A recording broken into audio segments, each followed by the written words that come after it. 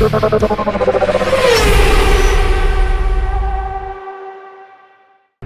only thing that feels cheap about this car is this key.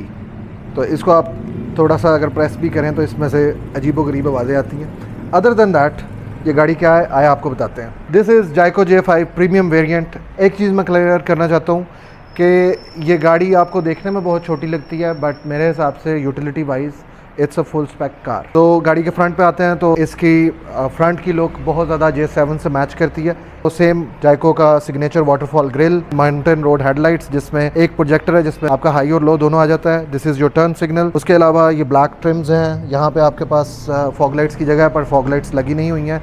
सिल plate आधी black है आधी white है। इसके बाद ऊपर बोनट की तरफ आते हैं तो बहुत स्लीक डिज़ाइन है गाड़ी का।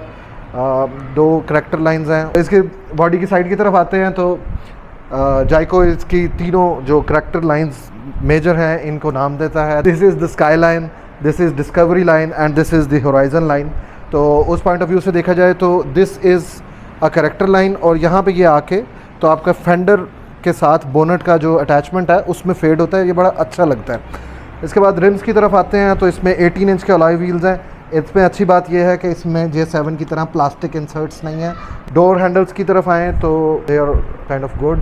साइड मिरर्स पे आएँ तो ये आपको इसका लाइट मिल जाती है जो कि ओल्डर मर्सिडीज़ से थोड़ा सा मैच होता है। नीचे आपके पास इसका 360 डिग्री कैमरा आ जाता है। ब्लाइंड स्पॉट मॉनिटर अवेलेबल है। ऊपर आते हैं तो रूफ रेल सिल्वर कलर में आ जाती है जो ज़्यादा एग्रेसिव नहीं है, स्टिल गाड़ी को थोड़ा सा बेहतर स्टांस देती है। इसके अलावा ये जो विंडोज़ के इर्द गिर्द वाला पार्ट है ये प्लास्टिक नहीं है। दिस इज़ टेपिंग हुई है इसके ऊपर मैट ब्लैक कलर की। उसके बाद पीछे क्वार्टर ग्लास में आते हैं तो देखने में तो बहुत बड़ा है पर इसका क्वार्टर ग्लास बीच में से बहुत छोटा है, जो मुझे लगता है कि in terms of visibility is a question. इसके बाद यहाँ पे इसका फ्यूल कैप आ जाता है। गाड़ी के बैक की तरफ आएँ तो सबसे पहली चीज़ जो मैंने नोटिस की कि इसकी पिछली स्क्रीन भी ये क्वार्टर ग्लास की तरह बहुत छोटी है। इसके इतने बड़े बड़े बॉर्डर्स हैं दोनों तरफ एंड सेंटर में सिर्फ स्क्रीन इतनी सी है जो मुझे लगता है विजिबिलिटी के लिए अच्छी चीज़ नहीं है। ऊपर आपके पास ये काफ़ी स्वूपिंग एंगल पे स्पॉइलर आ जाता है जिसके नीचे आपका वाइपर हिडन है। You have high mounted tail lamp. पीछे आपके पास लाइट्स आ जाती हैं जिसमें आपके टर्न सिग्नल्स और रिवर्सिंग लाइट इसी के अंदर इंटीग्रेटेड है। जायको की बैजिंग आ जाती है, SHS की बैजिंग है, J5 की बैजिंग है। देन बम्पर की तरफ आते हैं तो नीचे आपके पास इसका डिफ्यूज़र आ जाता है जिसमें आपका फॉग लाइट है बैक की और साइडों पे दो रिफ्लेक्टर्स आ जाते हैं। अब चलते हैं गाड़ी के अंदर और देखते हैं कि क्या फ़ीचर्स हैं। अब जैसे ही गाड़ी को खोलते हैं तो ये एनिमेशन गाड़ी के अंदर चलती है जिसका म्यूज़िक काफ़ी लाउड है। आई डोंट नो कि ये हो सकता है कि नहीं, मतलब ज़रूरत नहीं थी इतना सारा कुछ करने की। तो सबसे पहले चीज़ जो आपके सामने आती है वो इसका डोर कार्ड है जो कि बहुत मज़े की सॉफ्ट फिनिश में है। It's kind of a leather finish और बहुत ज़्यादा सॉफ्ट है, मतलब इवन J7 या किसी भी और गाड़ी जो हमने ट्राई की है उससे ज़्यादा सॉफ्ट है। इसके बाद नीचे ये वुडन फिनिश है, इसके ऊपर उन्होंने PPF लगाया है। नीचे आपके पास इसके एम्बियंट लाइट आ जाती है। Then this cream colour interior जिसमें ये लेदर है और ये नीचे ब्लैक प्लास्टिक आ जाता है। The windows are all one touch auto. यहाँ पे लिखा नहीं हुआ तो इसलिए मुझे प्रेस करके देखना पड़ा। अब चलते हैं गाड़ी की सीट के बारे में बात करें तो इसका इंटीरियर डुअल टोन में है, ब्लैक विद ऑफ वाइट सा कलर है और इसके ये परफोरेटेड एंड सॉलिड लेदर के साथ फिनिश है। 6 वे पावर्ड ड्राइवर सीट है और 4 वे पावर्ड पैसेंजर सीट है इसकी। फ्रंट 2 सीट्स आर वेंटिलेटेड जिसमें 3 लेवल्स हैं। आप इसको, लेकिन मर्ज़ी है इसकी, हाँ अब ये कर रहा है रिस्पॉन्ड। सो ये हीटेड नहीं है, वेंटिलेटेड है।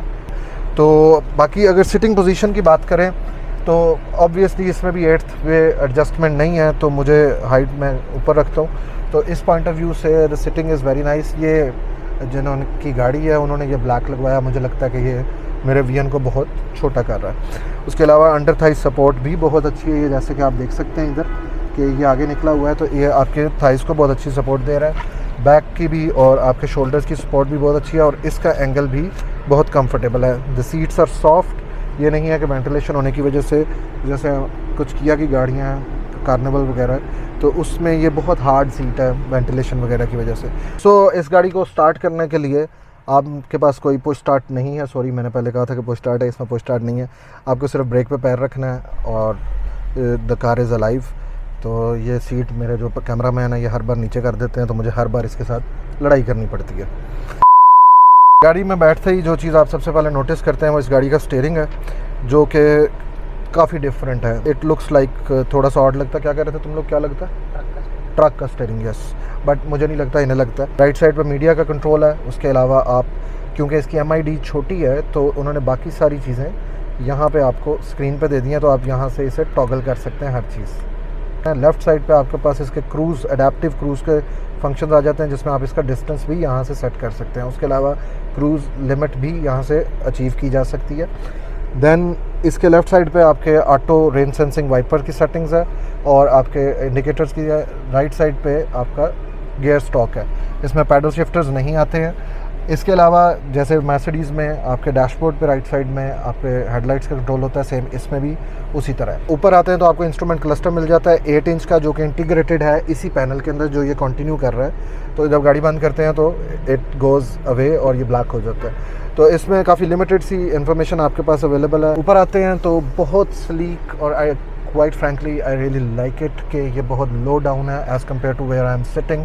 तो मेरी शोल्डर हाइट से ओवरऑल हर चीज़ नीचे है, तो it gives you a spacious feel. और ये सेम जो लेदर यहाँ पे लगा हुआ है, सेम उसी तरह सॉफ्ट टच है।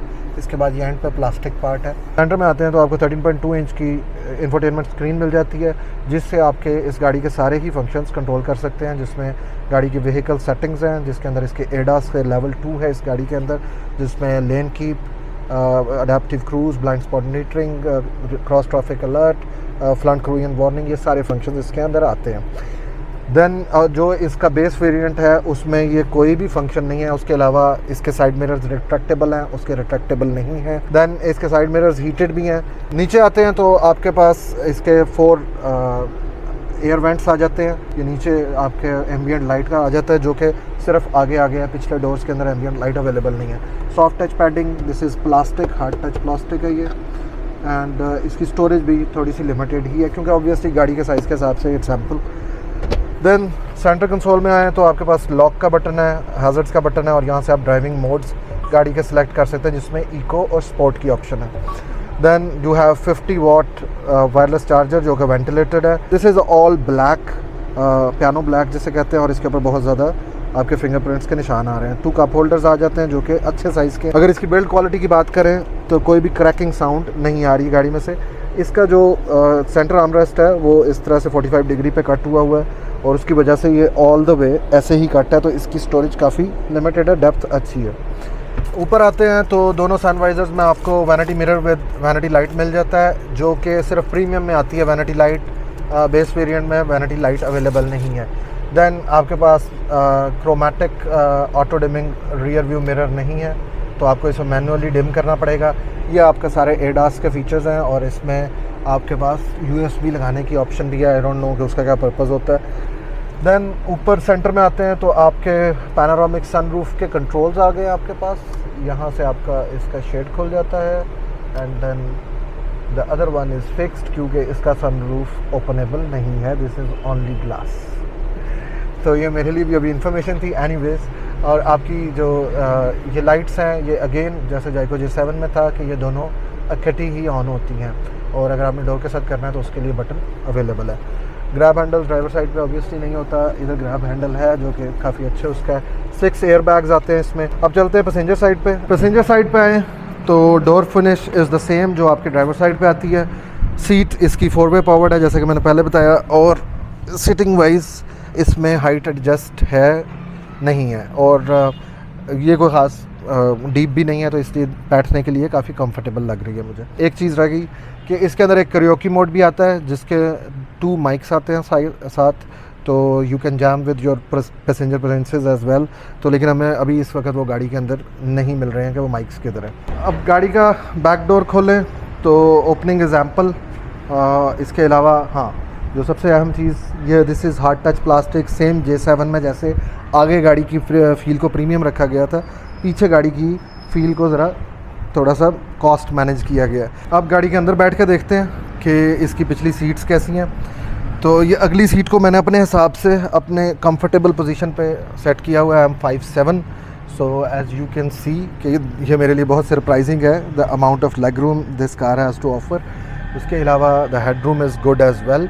तो गाड़ी के पीछे आएँ तो बड़ी सीधी सी बात है कि इसकी मुझे बैक सीट J7 से बेटर लगी है। ये उस तरह से ना तो डीप है, ना ही इसमें एंगल इतना ज़्यादा है कि मुझे ऐसा लगे मैं किसी खड्डे में बैठा हूँ। इट्स स्टिल लोअर, पर मेरी हाइट के लिए the under Thai support is very good. ये इन्होंने पैडिंग दी हुई है एक्स्ट्रा, तो उस पॉइंट ऑफ व्यू से बहुत अच्छा है। आपके पास सेंटर में 2 AC वेंट्स आ जाते हैं, नीचे A टाइप सा एक चार्जिंग पोर्ट आती है।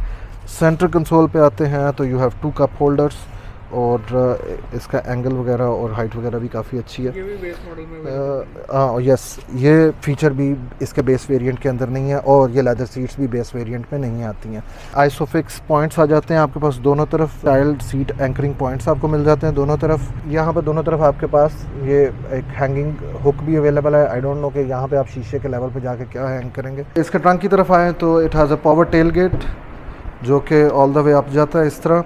एंड ये बड़ी अजीब बात है, ये सुजुकी स्विफ्ट वगैरह में आते थे ना इस तरह के, तो ये आपका यहाँ पे अटैच होना होता है actually, and it can go up. Sliding इसमें ट्रंक कवर नहीं है आपके पास, तो it has a tray like this. इसके बाद ample storage space you have got. अगर इसकी स्टोरेज स्पेस की बात करें तो it has 480 litres as such, और अगर आप इसकी फ्रंट सीट्स को फोल्ड डाउन कर दें तो 1180 लीटर्स हो जाती है, जो कि आई बिलीव आपके लॉन्गर जर्नीज़ और उसके लिए बहुत कंफर्टेबल है। देन कमिंग टू दिस, यहाँ पे आपके पास इसका ट्रायंगल आ जाता है, हैज़र्ड ट्रायंगल।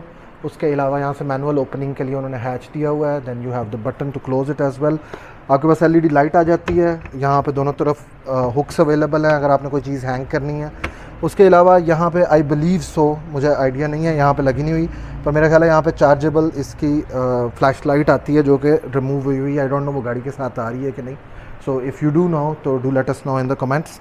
नीचे चलते हैं तो इसमें आपके पास स्पेयर व्हील अवेलेबल नहीं है, और इसकी जो बैटरी है वो बड़े और तरीके से रखी गई हुई है, तो ये बड़ी अजीब बात है।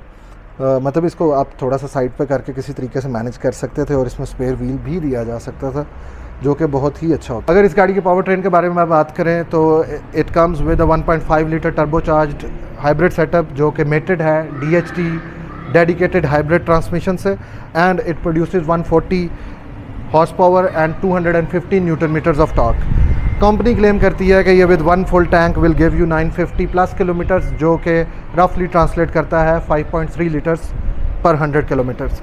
तो उस पॉइंट ऑफ व्यू से अगर देखा जाए तो एज़ कम्पेयर टू जायको J7 जिसमें आपके पास बैटरी का बैकअप है और वैल्यू टू मनी गाड़ी है, ये आपको एवरेज भी अच्छी देगी। So this is a very plus. और अब जो PHEVs के ऊपर टैक्सेस लग गए हैं उसकी वजह से उनकी प्राइसेस बढ़ा दी गई हैं, तो अभी ये और ज़्यादा वैल्यूएबल हो गई है। इसका base variant cost you around 67 lakh rupees, and this one as standing is 77 lakh rupees ex factory price. बाकी इसके अलावा इसकी फिट एंड फिनिशेस की बात करें तो हर चीज़ बहुत प्रीमियम लग रही है। बाकी the time will tell that how it responds. इसमें एक चीज़ बड़ी मुझे अच्छी लगी है, दिस इज़ 3 पॉइंट या you can say 4 point hood hinge, जो कि जर्मन आपको कार्स में नज़र आती है। उसके अलावा the strut bars are there in this price point. ये रेंजेस और इसकी एवरेज तो कंपनी क्लेम करती है, बट इन रियल वर्ल्ड ये गाड़ी कैसा परफॉर्म करती है ये देखने के लिए हम इसके बाद इसका ड्राइवर एक्सपीरियंस अपलोड करेंगे, तो चैनल को सब्सक्राइब कर लें और इस वीडियो को लाइक करना ना भूलिएगा। अस्सलाम वालेकुम।